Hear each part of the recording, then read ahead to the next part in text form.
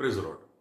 મિત્રો, આજે આપણે લુકની સુવાર્તા તેનો 9મો અધ્યાય અને તેની 23મી કલમથી લઈને 27મી કલમ સુધી આપણે પ્રભુનું વચન જોવાના છે. લુક 9:23-27. અને આજનો જે આપણો વિષય છે અને એ વિષય છે શિષ્યપણાની કસોટી.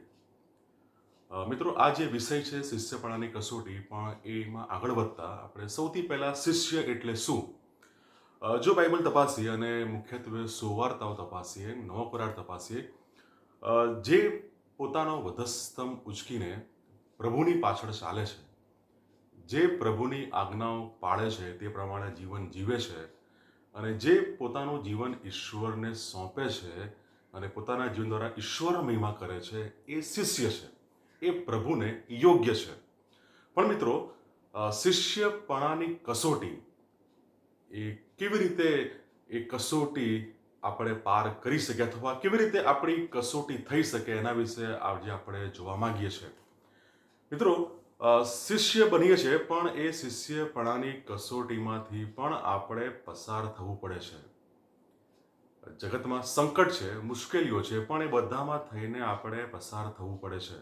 અને જ્યારે આ જે આપણો વિષય છે શિષ્યપણાની કસોટી, અને આ લુક 9:23-27 આપણે મુખ્યત્વે 3 બાબતો જોવાના છે.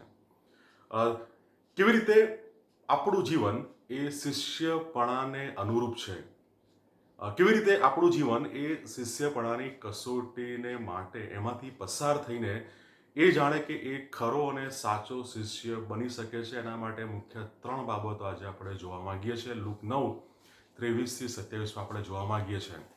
અને મિત્રો, જે સૌથી પહેલી બાબત જે આજે આપણે જોવા માંગીએ છીએ કે શિષ્યપણાની કસોટીમાં સૌથી પહેલી બાબત સ્વનકાર, આપણો પોતે પોતાની જાતનો નકાર કરવો. ઇંગ્લિશમાં શબ્દ છે સેલ્ફ ડિનાયલ. અને મિત્રો, આ જે સ્વનકાર છે, એ સ્વનકાર એટલે કે આપણે આપણી દૈહિક ઈચ્છાઓ, આપણા શરીરની દરેક ઈચ્છાઓને વધસ્તંભે જડી દેવી. આપણા શરીરની દરેક ઈચ્છાઓને, વિચારોને, આપણું સમગ્ર શરીર અને એની ઈચ્છાઓને વધસ્તંભે જડી દેવી, એ સ્વનકાર છે. અને મિત્રો, જ્યારે આપણે સ્વેચ્છાએ ઈશ્વરની આજ્ઞાઓનું પાલન કરીએ છીએ, એકબીજાની સેવા કરીએ છીએ, સહન કરીએ છીએ અને પ્રભુને માટે જો પોતાનો જીવ આપવો પડે તો આપણે પોતાનો જીવ પણ આપીએ છીએ, એ છે સ્વનકાર. અને જીવનમાં મુખ્યત્વે કેન્દ્ર સ્થાને જ્યારે એકમાત્ર ખ્રિસ્ત હોય છે, ત્યારે એ આપણો સ્વનકાર હોય છે. પ્રભુના સેવક પાઉલ એ ગલાતી 5:24 કહે છે, દેહને તેના વિષયો તથા ઈચ્છાઓ સહિત વધસ્તંભે જડ્યો છે. જો આપણે સ્વનકાર કરવો છે તો આપણે આપણા દેહની ઈચ્છાઓને આપણે વધસ્તંભે આપણે જ્યારે જડીએ છીએ ત્યારે આપણે સ્વનકાર કરીએ છીએ. અને એમ કરીને આપણે આપણી ઈચ્છાઓને વધસ્તંભે જડીને આપણો વધસ્તંભ ઉચકીએ છીએ અને ઉચકીને પ્રભુની પાછળ ચાલીએ છીએ. મિત્રો, આપણા પ્રભુ ઈસુ ખ્રિસ્ત એ પોતે વધસ્તંભ પર જડાયા અને એ વધસ્તંભ પર જડાનાર ખ્રિસ્ત, આપણા તારણહાર, આપણા પ્રભુ ક્યારેય એવા લોકો કે જેઓ પોતાને પ્રસન્ન કરે છે અને એવા લોકો કે જેઓ દુનિયાવી વિચારધારા સાથે જીવે છે, એ લોકોથી આપણા વધસ્તંભે જડાનાર પ્રભુ એ ક્યારેય ખુશ અથવા સંતુષ્ટ થશે નહીં. જો આપણે આપણી ઈચ્છાઓ સાથે આપણું હાલનું જીવન જીવી રહ્યા છે, જો હજુ સુધી આપણે આપણી દૈહિક ઈચ્છાઓને વધસ્તંભે જડી નથી, તો શિષ્યપણાની કસોટીમાં આપણે પાછા પડ્યા છે, કમટી માલુમ પડ્યા છે. અને મિત્રો, સૌથી પહેલી કસોટી, અને એ તો છે સ્વનકાર અથવા વધસ્તંભ ઉચકવો. જે બીજી બાબત છે એ આપણા આત્માનું મૂલ્ય.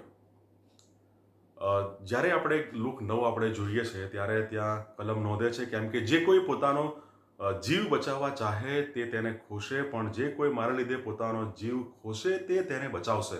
કેમ કે જો કોઈ માણસ આખું જગત મેળવીને પોતાનો આત્મા ખોએ અથવા તેની હાનિ પામે તો તેને શો લાભ. આ કસોટીમાં આપણી સામે બે વસ્તુઓ છે, સમગ્ર જગત, જગતના વાનાઓ અને સામે આત્મા. જગત અને જગતની બાબતો, જગતની ચમકદમક, જગતના વાના, અને એ બધી ભ્રામક, ખોટા અને ક્ષણિક છે.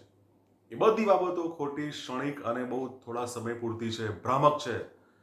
અને મૃત્યુ જ્યારે આવે છે ત્યારે મૃત્યુ આપણને એ બધી બાબતોથી અલગ કરે છે.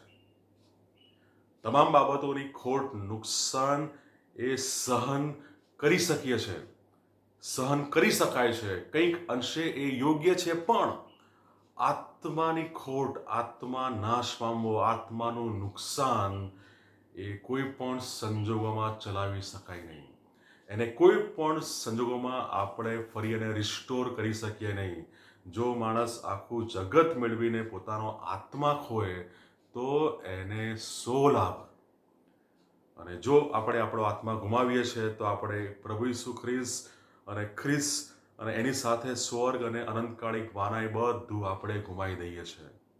બીજી કસોટી આપણે આત્મા અને જગત આ બેમાંથી આપણી પસંદગી કઈ એ નક્કી કરે છે કે આપણે શિષ્ય છે કે નહીં. અને ત્રીજી બાબત, ઈશ્વર લીધે શરમાવવું.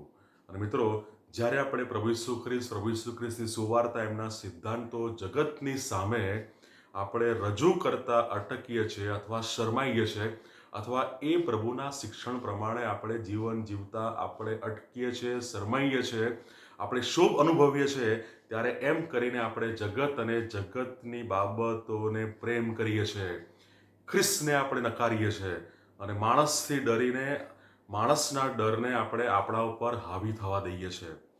અને એમ કરીને આપણે પ્રભુ ઈસુ ખ્રિસ્ત એમને નકારીએ છીએ, એમને ધિક્કારીએ છીએ.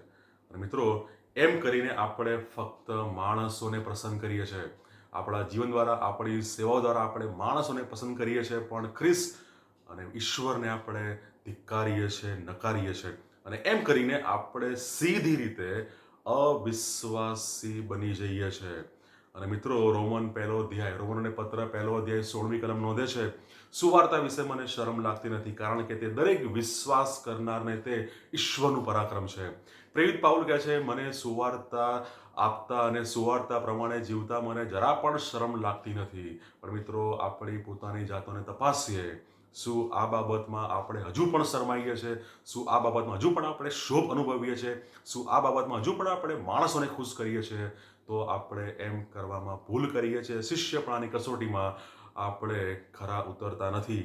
અને રોમનોને પત્ર 10મી કલમ અને રોમન 9 અને 33 એ બંને કલમનો સાર એક જ છે. એના ઉપર, એટલે કે પ્રભુ ઈસુ ખ્રિસ્ત પર જે કોઈ વિશ્વાસ કરશે તે શરમાશે નહીં.